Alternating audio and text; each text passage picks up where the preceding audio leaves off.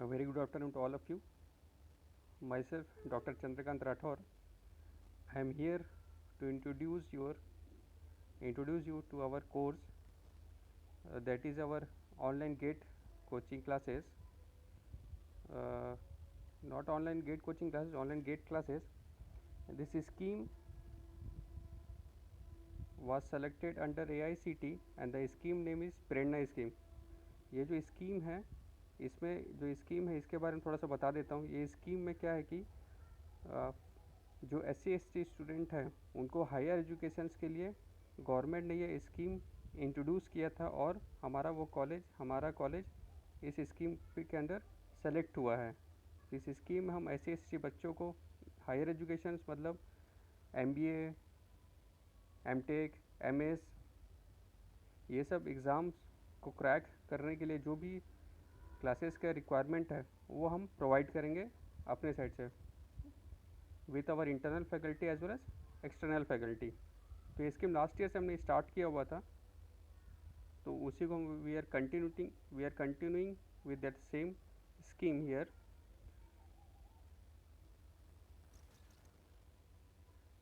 तो जो आज का लेक्चर है इस सेशन का, तो वो बेस्ड रहेगा आपको पावर सिस्टम के ऊपर में.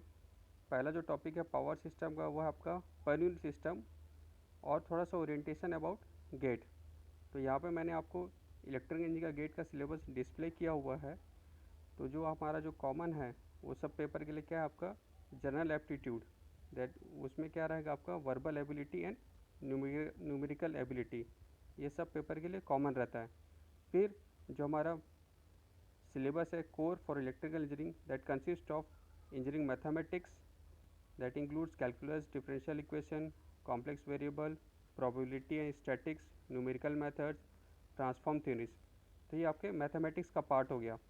फिर जो कोर इलेक्ट्रिकल का सब्जेक्ट है that is your electrical circuits, EMF, signal and system, electrical machines, power system, control system, measurement, analogue and digital electronics, power electronics, ये हमारे कोर जो सब्जेक्ट्स हैं. तो हम लोगों ने इन सब सब्जेक्ट को आप फैकल्टी के हिसाब से डिस्ट्रीब्यूट किया गया है और ये फैकल्टीज़ आपको ये सब्जेक्ट्स आपको लेंगे. तो जो गेट नोटिफिकेशन है गेट 2021, तो the registration will be starting from 14 सितंबर 2020 और जो लास्ट डेट है विदाउट फाइन रजिस्ट्रेशन का वो 30 सितंबर है और विथ फाइन है 7 अक्टूबर. और जो एग्ज़ाम डेट रहेगा वो रहेगा बिटवीन 5 फरवरी टू 14 फरवरी, सॉरी दैट इज़ 2021, 2021 हो वहाँ पर 2020 लिखा हुआ है. और इस अभी थर्ड ईयर के बच्चे भी गेट एग्ज़ाम दिला सकते हैं. और इस साल IIT बॉम्बे इज़ कंडक्टिंग और मेंटरिंग द गेट एग्ज़ाम. और जो क्वेश्चन पैटर्न है वो कैसे बेस रहता है आपका multiple choice, multiple select and numerical answer type के क्वेश्चंस रहेंगे. Total questions will be of 65, उसमें से 10 जनरल एप्टीट्यूड के रहेंगे और आपके 55 आपके सब्जेक्ट के रहेंगे. Maximum 100 marks and for 3 years. ये सब आपका ऑनलाइन एग्ज़ाम है. तो आपको जब भी एग्ज़ाम दिलाएंगे आप तो टाइम का और क्वेश्चंस का ध्यान रखेंगे. और भी बहुत कुछ जानकारी आपको IIT बॉम्बे के वेबसाइट से मिल सकता है, वहाँ से आप रेफ़र कर लीजिएगा. एप्लीकेशन फ़ीस कैसे हैं? फीमेल कैटेगरी के लिए 750, फिर विथ लेट 1250, फिर SC/ST PWD के लिए 750, फिर विथ लेट फ़ी 1250 रुपये. For unreserved and other category application fee है 1500 और विथ लेट फ़ी है आपका 2000. तो याद रखिएगा कि लास्ट डेट से पहले रजिस्ट्रेशन कर देंगे तो आपको फ़ीस कम लगेगा.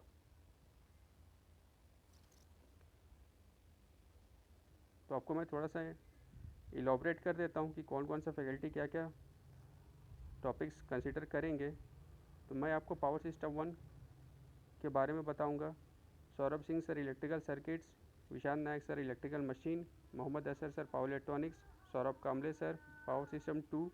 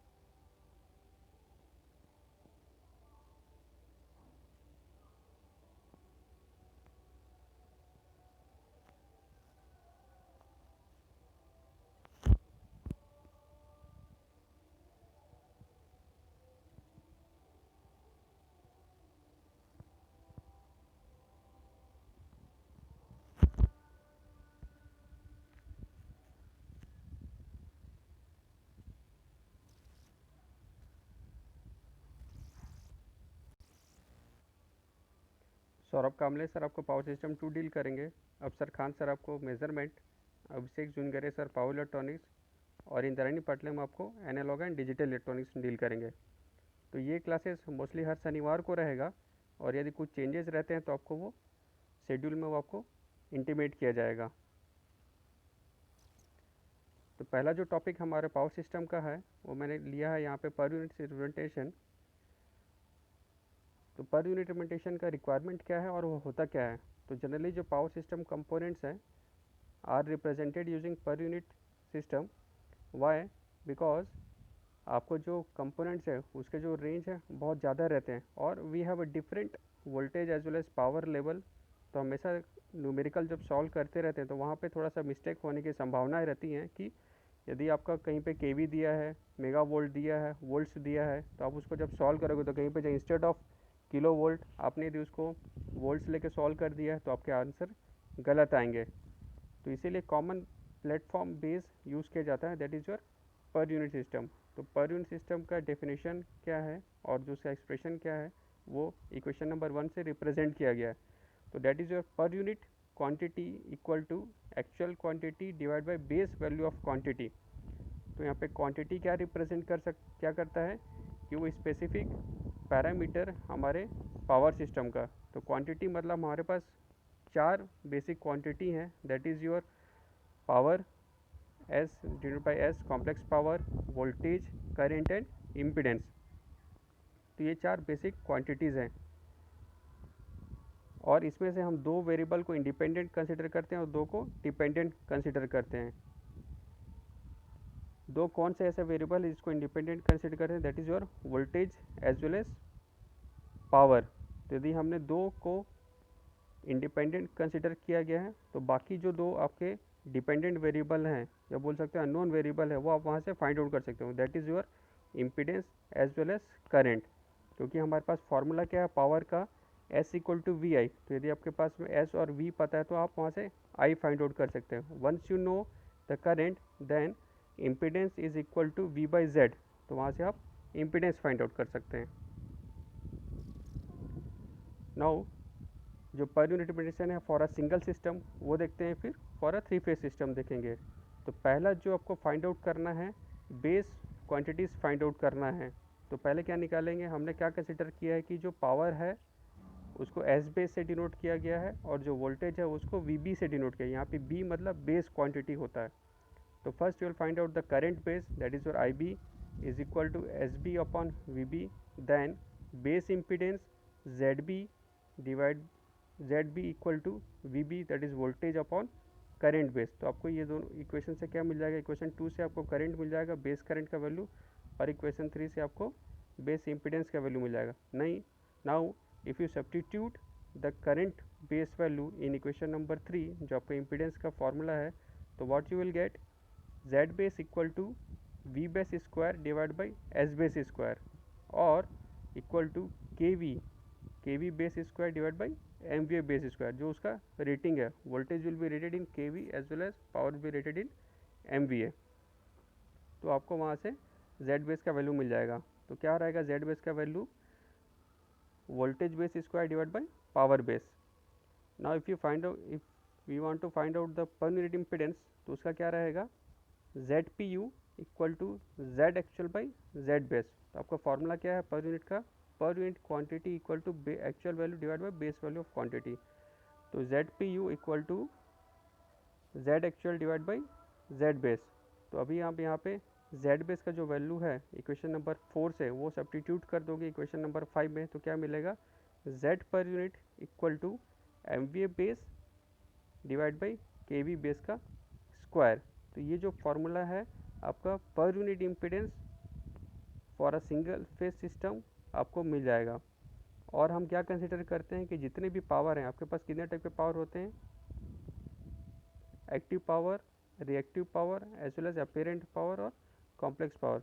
तो जो पावर का जो बेस है वो हम सब सेम कंसिडर करते हैं, that is your S base. यदि आपको एक्टिव पावर का बेस वैल्यू निकालना हो तो आपको जो कॉम्प्लेक्स पावर जो एस बेस का बेस वैल्यू दिया हो उसको आप कंसिडर करोगे। Similarly for your reactive power, जो पावर का रहता है बेस वैल्यू वो पूरे सिस्टम का सेम रहता है। और for your base value for your impedance, यदि आप इम्पिडेंस की बात करते हो तो impedance will consist of your resistance as well as reactance. और तो उसके लिए जो बेस क्या रहेगा आपका, जो जेड बेस रहेगा उसको आप बेस क्वांटिटी लेंगे सब के लिए, आइदर इट में बी रेजिस्टेंस और इट में बी रिएक्टेंस। और यदि को एडमिटेंस का बेस वैल्यू निकालना हो तो क्या होगा, that will be your reciprocal of your Z base, मतलब admittance equal to 1 by impedance. तो वहाँ से आपका उसका एडमिटेंस का बेस वैल्यू निकल जाएगा। अभी जो चेंज है सिंगल फेज से थ्री फेज सिस्टम पे, वो खाली वोल्टेज के वैल्यू पे चेंज होता है। सिंगल फेज सिस्टम मतलब एक line as well as neutral, but for a three phase system the voltage value will be change to line voltage. खाली यही चेंज होगा। जो आपका थ्री फेज सिस्टम का बेस वैल्यू निकालेंगे तो वहाँ पे जो वोल्टेज कंसिडरेशन रहेगा that will be your line to line base value, not your line to ground base value. तो खाली इतना ही चेंज है। और ये जो फॉर्मूले हैं बहुत इजी हैं, और all the formulas will be used for your numerical purpose. Now moving forward,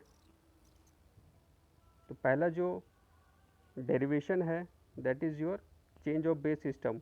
then first of all why it is required change of base, मतलब पहले किसी सिस्टम का बेस वैल्यू कुछ और रहेगा, उस समय कुछ और वैल्यूज़ मिलेंगे। अभी जो सेम वैल्यू है उसको आपको दूसरे बेस वैल्यू में आपको फाइंड आउट करना है।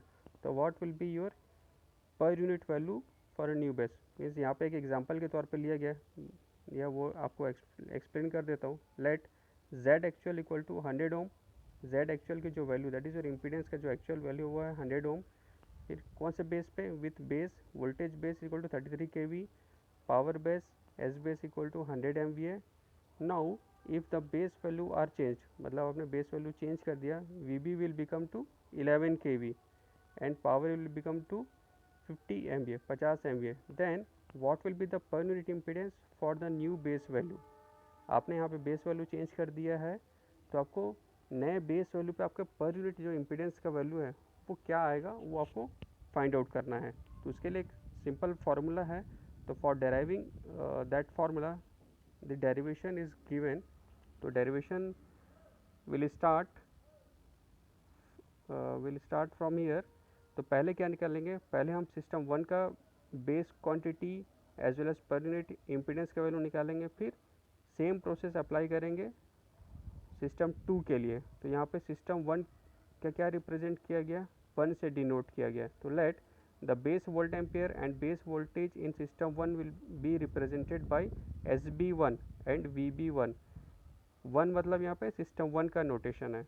Now first will find out the base current in system one. तो that is your IB1 equal to SB1 upon VB1, मतलब power by voltage. Now we need to find out base impedance in system 1, that is your ZB1 equal to VB1 divided by IB1. Now substitute the value of IB1, so what you will get, ZB1 equal to VB1 square divided by SB1 square. So from equation 1 you can find out the base impedance in system 1. Now per unit impedance value in system 1, what is the formula for per unit impedance? Per unit quantity equal to actual quantity divided by base quantity.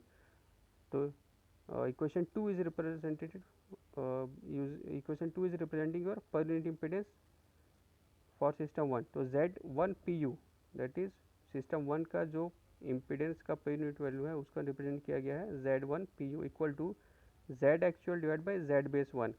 तो Z ओम से जो denoted symbol है that is your Z actual का value denote करता है। यहाँ पे Z impedance का वैल्यू किस में दिया गया, आपको ओम पे दिया गया है। तो नाउ सब्सटीट्यूट द वैल्यूज़, जो आपके जो फॉर्मूला है उस पर आप यदि सब्सटीट्यूट कर दोगे तो क्या मिलेगा, Z1 PU equal to Z actual multiply with SB1 divide by V base का square.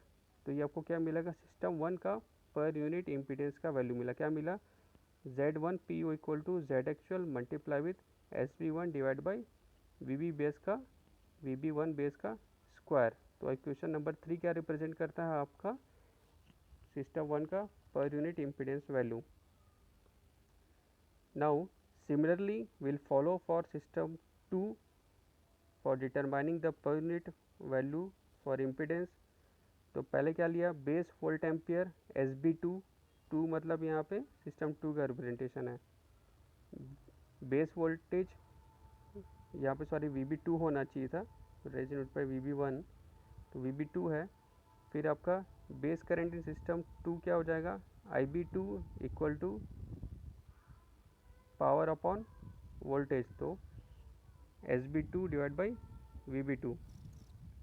Now base impedance in system 2 क्या हो जाएगा, ZB2 equal to VB2 divide by IB2 equal to VB2 का स्क्वायर डिवाइड बाई SB2, मतलब voltage base 2 system 2 का square divide by power. Now if again find out the per unit impedance value in system 2, तो क्या हो जाएगा, ZB2 PU equal to Z actual divide by Z base 2। यहाँ पे याद रखिएगा कि जो आपका जो एक्चुअल वैल्यू जो सिस्टम का इम्पीडेंस है वो आपका चेंज नहीं हो रहा है, वो सेम रहेगा, खाली आपके बेस वैल्यू चेंज हो रहे हैं।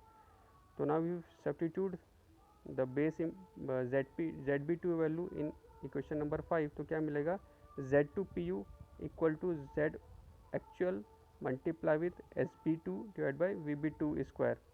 नाउ इक्वेशन नंबर 6 आपका सिस्टम 2 का Z पर यूनिट वैल्यू है, और इक्वेशन नंबर 3 आपका सिस्टम 1 का ZPU वैल्यू था। दोनों इक्वेशन को आप डिवाइड करेंगे तो आपका क्या होगा, Z एक्चुअल कैंसल आउट हो जाएगा, तो आपको क्या रिलेशन मिलेगा, Z2 PU equal to Z1 PU multiply with SB2 divide by VB2 का square multiply with VB1 square divide by SB1 square.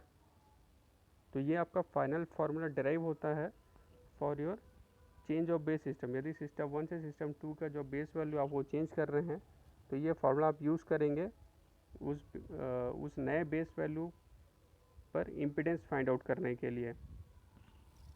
अब you see in terms of MVA और KV, तो क्या होगा, खाली वो इक्वेशन को हमने रीराइट किया गया है। तो Z2 PU equal to Z1 PU multiply with MVA base 2 divide by MVA base 1 multiply with KV base 1 divide by KV base 2 का होल स्क्वायर। इसी को आप नए एंड ओल्ड सिस्टम से भी रिप्रेजेंट कर सकते हैं। तो ZPU for new system equal to ZPU for old system multiply with MVA base new divide by MVA base old multiply with KV base old divide by KV base new का whole square. तो ये final formula है जो आपके numericals में use होना है।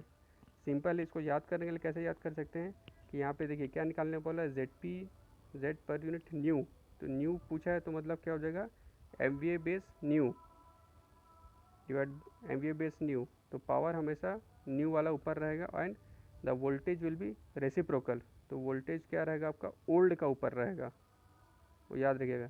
ZPU नया तो आपका पावर नया, but your voltage will be reverse.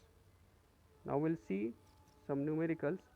तो यहाँ पे एक न्यूमेरिकल लिया हुआ है, तो क्वेश्चन नंबर 1 क्या रिप्रेजेंट करता है, Z एक्चुअल वैल्यू कितना दिया है, 100 ohm with base value 33 kV, SB 100 MVA।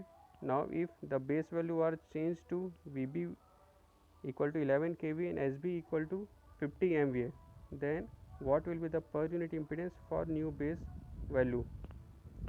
तो यहाँ पे क्या हुआ आपका, Z एक्चुअल दिया है, बेस वैल्यू दिया है, पुराने सिस्टम को कितना दिया है 33 kV, पावर कितना दिया है 100 MVA। आपको क्या निकालने बोला है कि नए जो बेस है, नया बेस क्या है आपका VB इक्वल, नया बेस कितना है वोल्टेज का 11 kV एंड पावर बेस कितना हो जा रहा है आपका 50 MVA। तो इन नए जो बेस वैल्यू उस पर आपको पर यूनिट इम्पीडेंस निकालने बोला है। तो पहले क्या रीराइट कर लेंगे, जो हमारे पास गिवन दिया है, क्या गिवन दिया है, KV बेस ओल्ड कितना दिया है 33 kV, MVA बेस ओल्ड कितना दिया है 100 MVA, फिर KV बेस न्यू कितना दिया है 11 kV, MVA बेस न्यू कितना दिया है 50 ओम, Z एक्चुअल कितना दिया है 100 ओम।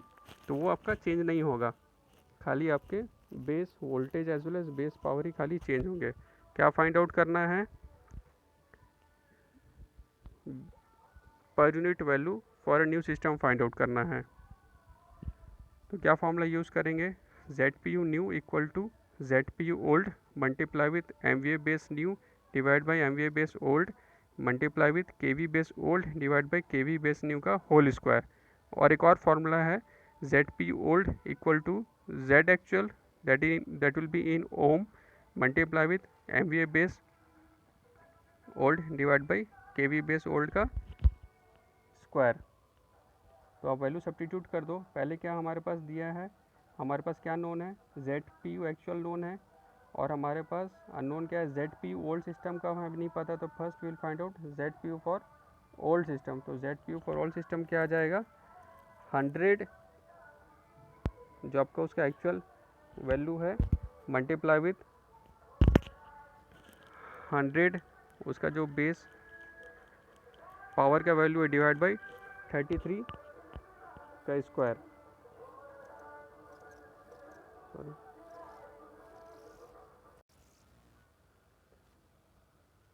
तो आपको ZPU ओल्ड क्या मिल जाएगा, that is your 9.18 per unit. अभी आपको ZPU ओल्ड मिल गया, तो now we substitute this value for your new ZPU value. तो क्या होगा, ZPU new equal to ZPU old का वैल्यू कितना दिया 9.18 per unit multiply with MVA base new कितना है 50 MVA divide by MVA base old कितना है 100 MVA multiply with base KV old कितना है 33 KV divide by base KV new कितना है 11 KV, तो उसका स्क्वायर। तो what you will get your 41.31 per unit. आप खुद से सॉल्व करिए न्यूमेरिकल, यदि न्यूमेरिकल के वैल्यूज़ में कुछ गलती हैं तो विल रेक्टिफाई इट। तो ये एक तरह का प्रॉब्लम हुआ। Now I have given 2 assignments, तो प्रैक्टिस करिएगा। तो इसमें क्या दिया गया वो क्वेश्चन और थोड़ा सा एक्सप्लेन कर देता हूँ मैं। इस पर क्या दिया है, ZPU का वैल्यू दिया है, Z पर यूनिट वैल्यू कितना दिया है 0.15 with a base value 33 kV, power base MVA base equal to 10 kVA. Now if the base value are changed to VB 13.8 kV, SB 25 kV, then what will be the PU impedance value for new base value। अभी उसको आपको क्या दिया गया है, ZPU old का value दिया गया है, तो आपको उसको फिर से सिस्टम का Z पर यूनिट वैल्यू निकालने का रिक्वायरमेंट नहीं है, because here ZPU old value is given. तो simply ZPU new equal to ZPU old multiply with MVA base new divide by MVA base old multiply with KV base old divide by KV base new का whole square. इस value इस फॉर्मूले पे आप value substitute कर दो, तो you will get your ZPU new value. Now in question number 3 that is same as our question number 1, only the change is your Z actual value. वहाँ पे आपका 100 ओम था, यहाँ पे आपका 50 ओम है। तो ये दोनों आप क्वेश्चन प्रैक्टिस करिए। In further class will see some more topics on power system 1।